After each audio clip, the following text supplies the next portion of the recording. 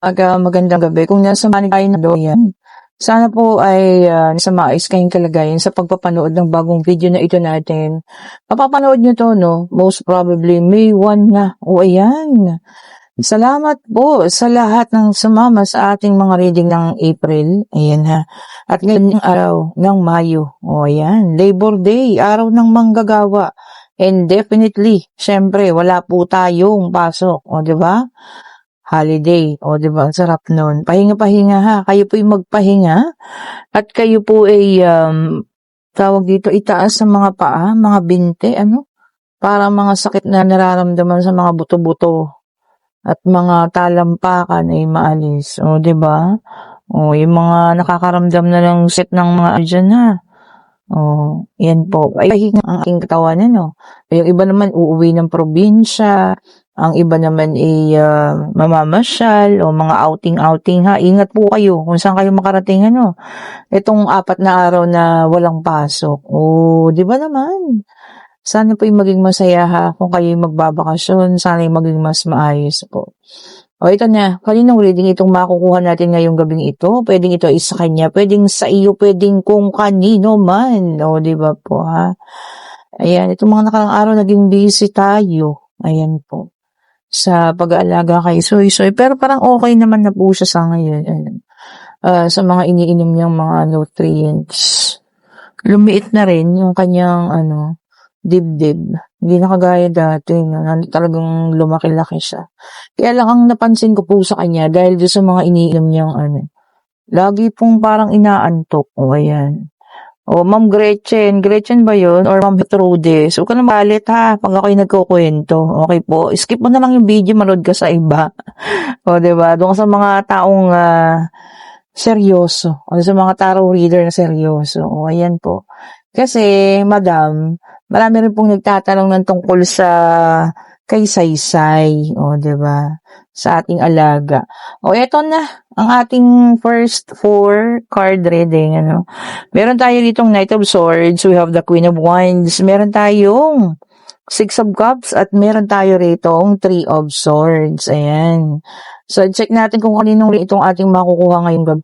Uulitin natin, take only what resonates. Ayan.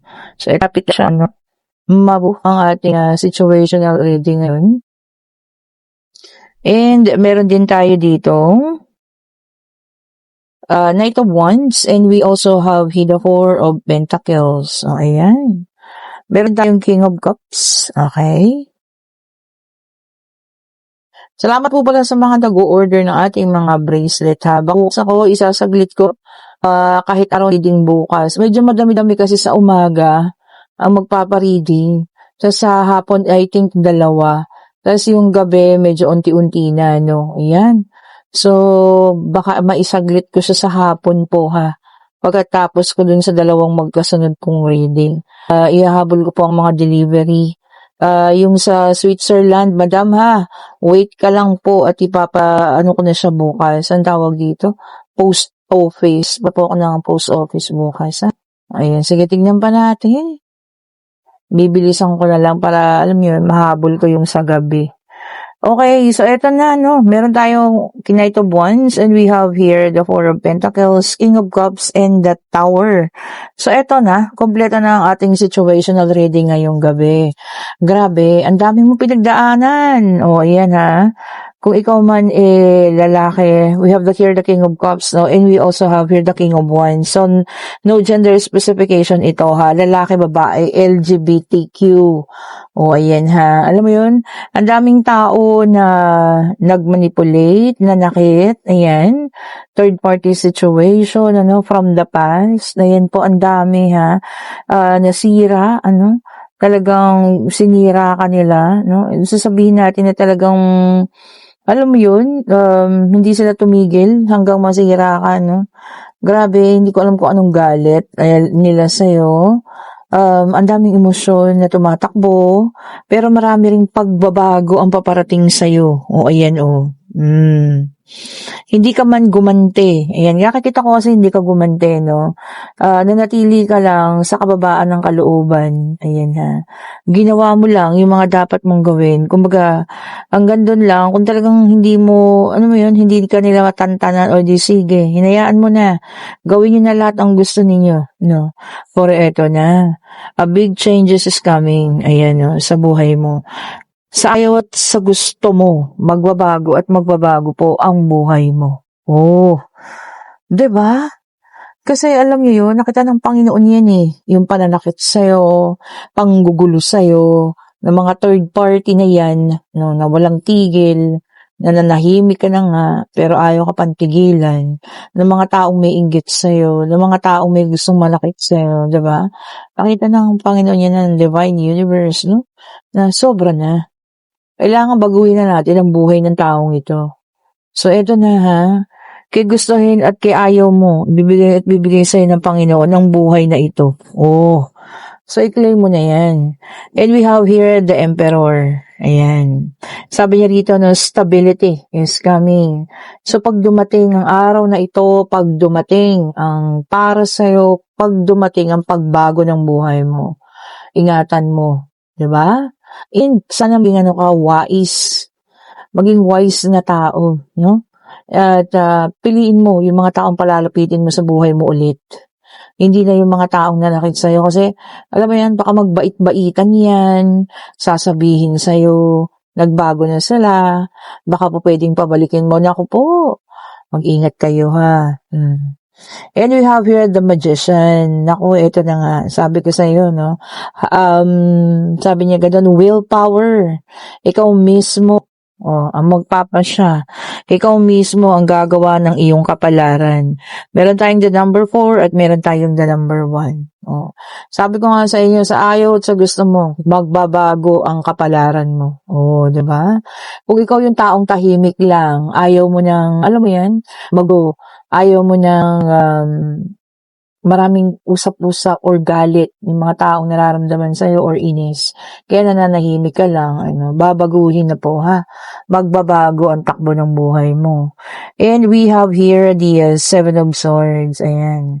Mag-ingat pa rin ha sa mga risky behavior. O yun na nga. Kagaya ng sinabi ko sa'yo kanina ha.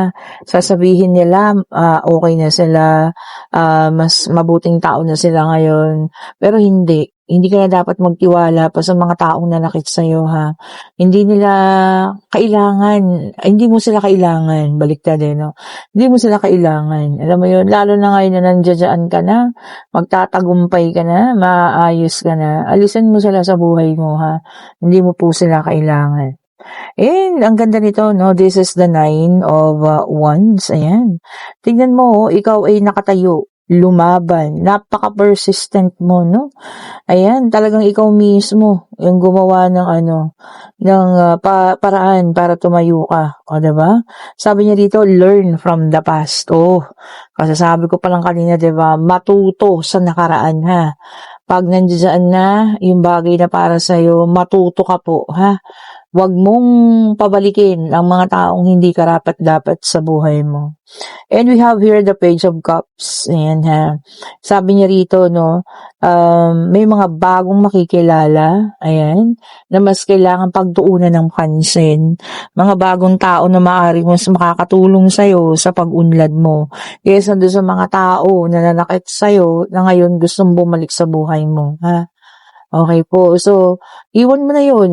Sabi niya, learn from the past. Iwan mo sila ha. And we have here the Ace of Pentacles. Ito na nga, financial new beginning. Ang ganda. Panibagong pagsisimula, lalo na sa financial. Panibagong pagkikitaan ng pera, panibagong paglago, ang paparating sa'yo. Yun, di ba? Natin yan, saluhin natin yan, tanggapin natin yan. Binigay yan ng Panginoon, binigay yan ng universe. Para sa iyo talaga po yan, ha? Okay po. And we have here the Death card. Ang ganda nito, no? Metamorphosis. Transformation. Ibig sabihin, magta-transform ka na. From nobody, no? From wala. From salat to meron, At alam mo yun, syempre kapag ka nagkaroon ka na, at least naiayos mo na yung buhay mo, maayos ang pamilya mo, oh. 'Di ba? Mas lalong parang mga uod, langgam, nalalaksayan, ang tamis-tamis ng tingin nila sa'yo. O, 'di ba? Isa kang matamis na pagkain para sa mga langgam na ito. Yun lang ang sasabihin sa'yo, sinasabi ko sa'yo, mag-isip pong mabuti. Okay po?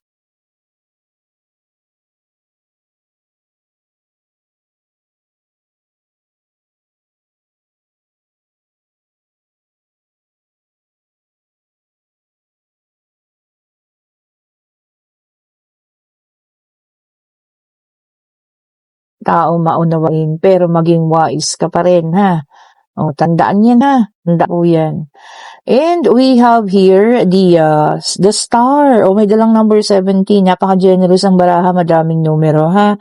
Ito ay magiging inspirasyon ka sa iba. Oh, hindi naman sasabihin natin, pwede rin naman, from rags to riches, no? Pero, maganda siguro yung ang taong dating inapi, o, 'di ba? Ang taong dating tinapak-tapakan, eto na ngayon, babawi, 'di ba? At talagang ilulusong ang kanyang pag-ayos ng buhay, o, 'di ba? And we have here the two of cups. Ayan, ha. So meron tayong two of cups dito, no? Meron ding mga taong magbabalik, mga taong nakasakit, no? Emosyonal, ayan. Pilit na magbabalik, pilit na lalapit ulit sa buhay mo, ha. So ingatan ang iyong mga damdamin, ingatan ang iyong puso po, ha. Especially kung mga ganitong tao, no? Magbabalik sa buhay mo. Baka dahil nga nakikitang ikaw sumasagana, o di na mga ginugusto sa'yo, o, di ba? And we have here the Six of Pentacles. Ito ang ganda, no? Sabi niya rito, kahit na anong pinagdaanan mo, hindi ka pa rin makakalimot magbigay ng tulong sa iba, lalo't higit sa mga nangangailangan. Oh, nakalagay kasi charity and generosity. O, ibig niya sabihin, napaka-generous mo ngayon, yung sa mga taong alam mo. Kasi, alam mo yung pakiramdam na wala, eh. 'Di ba? Alam mo yun, hindi maiaalis sa'yo yun. And we have here the Page of Wands. Ayan. Eto na. Maraming paparating na good news. Ayan. Mga bagay na hinihintay mo, mga bagay na hinihiling mo, eto na. Paparating na, ha. Iaabot na sa'yo ng Panginoon. Buong puso mong tanggapin ang mga bagay na ito. Sabi ko lang, tingnan mo. We have here the Ten of Pentacles, the unexpected financial windfall.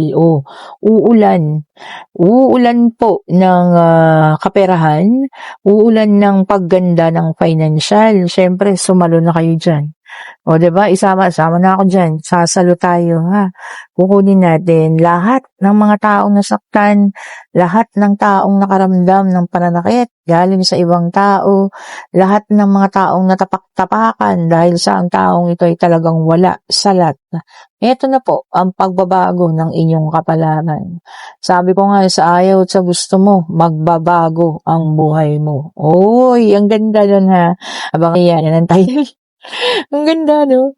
Eto na. Ito ang ating pangatlong deck of cards. Napaka-inspiring po ng ating reading for today. No?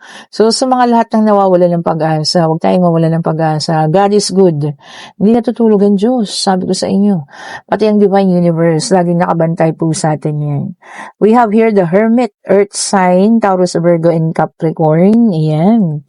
Sabi niya naman dito, ito para sa iba naman, ha. Pwedeng sa'yo, pwedeng sa iba, pwedeng kung kanino naman.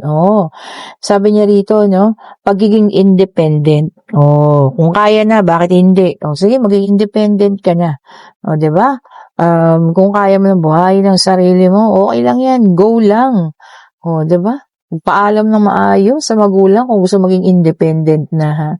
And we have here the Nine of Cups, water sign, Cancer, Scorpio, and Pisces. Ito na nga, kasasabi ko lang kanina, no. Your wish is coming true. Lahat ng pinapangarap, lahat ng hinihingi, lahat ng hinihiling, paparating na po. And we have here the Emperor, fire sign. Okay? Sabi niya rito, no, respect. May mga tao na, alam nyo, ang respeto kasi ay hindi po hinihingi. ibinibigay yan sa mga taong karapat-dapat. Oh, 'di ba? Ayun ang maganda. So, kahit hindi mo hingin yan sa kapwa mo, ibibigay po sa'yo yan, lalo na't nakikita nila na talagang respeto kang tao naman. Oh. Ayan, tignan pa natin. Sige, tignan pa natin. And we have here, the earth sign na naman, 10 of Pentacles. Ayan. O, yung iba naman sa inyo, ha. O, magkakaroon ng misfortune. O, sa mga manghihinayang sa mga paparating. Baka hindi tinanggap o inayawan. O, 'di ba? Kaya nga sabi ko sa inyo, huwag niyong palalambasin ng magandang kapalaran. 'Di ba yung sabi nga nila, opportunity only knocks only once. So, isang beses lang kumatok. So, papasukin, ha? And meron tayong the world, earth sign ulit. Parang namamayani ang mga earth sign, ha? So, earth, water, and fire. So, sa air sign yung kulang. O, ito naman, yung iba sa inyo, no? Makakaramdam ng pagkabuong muli or completion. O, sabi niya. So, yung mga winarat-warat dyan, ng mga ibang tao, yung mga sinaktan, makakaramdaw daw tayo ng pagkabuong muli. O, di ba? Ang ganda nun. Mabubukang muli dahil yun ang gusto mong mangyari para sa sarili mo. O, ayan. Ang ganda-ganda po ng ating reading for this morning. Siguro mga mapapanood nyo to, no? Mag-aalauna na. O. And we have here the Four of Cups, water sign, Cancer, Scorpio, and Pisces na naka-reverse. Ayan. Sabi niya rito, no, choosing happiness. Ikaw mismo, pipiliin mong maging masaya. Pipiliin mo ngayon na maging mas maayos, mas maging maalwan, 'di ba? 'Yun ang piliin mo kaysa dun sa dati na alam mo yun, maaari may nagmamahal nga sa'yo, pero puro sakit lang naman ang kalooban ang ibinibigay. O, di ba? And we have here the Six of Pentacles, earth sign ulit. Ayan. Nako, sabi niya rito, no, unpaid debts. Alam mo yung mga debts na yan, utang. Yung mga hindi raw tayo nabayaran. Kung kayo man ang isa sa mayan, baka na sa panahon tayo talagang super sa pagkagipit. Diba? Dumaraan po lahat ng tao sa ganun na, parte ng buhay. Siyempre, alam mo yun, kung ganun naman, maaari tayo makipag-usap sa lahat ng ating mga nahiraman o nautangan para tayo po kanilang mapagbigyan. O, hindi ba? Makipag-usap lang ng maayos. And we have here the sun, fire sign ulit ito. Ayan ang maganda, oh. Oh, happiness, joy, fun, masaya. Oh, ayan. Oh, itong weekend i-enjoy nyo, ha. Magiging masaya daw po. Magiging relax ang inyong pakiramdam, Itong darating na to, na long weekend. Ayan. Starting na ngayon na. Kasi May 1st na po. Oh, 'di ba? So enjoy nyo lang 'yan. Eto na, kayo po yung magtanong na, pwedeng pag-ibig pangyari, kung ano man ang gusto niyo malaman, ha. Ayan, answerable by yes or no, kayo po yung magtanong na. Divine Universe, anong sagot mo sa kanilang katanungan? Isa lang po, ha? Isa lang po.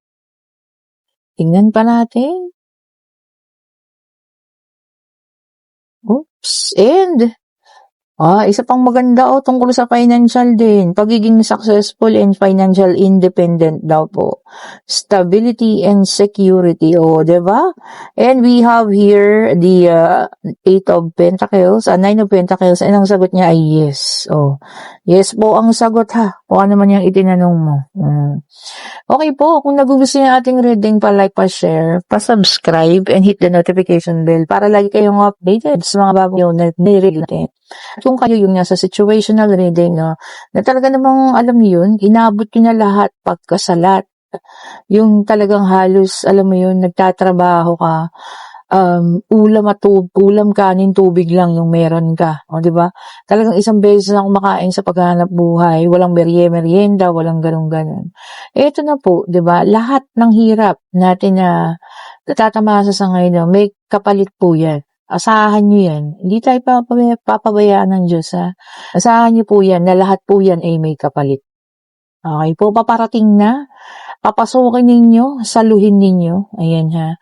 Alam kong mararamdaman nyo yan. Lalo na kapag nararamdaman nyo na gumagaan ang pakiramdam ninyo. Ibig sabihin, blessing is coming po.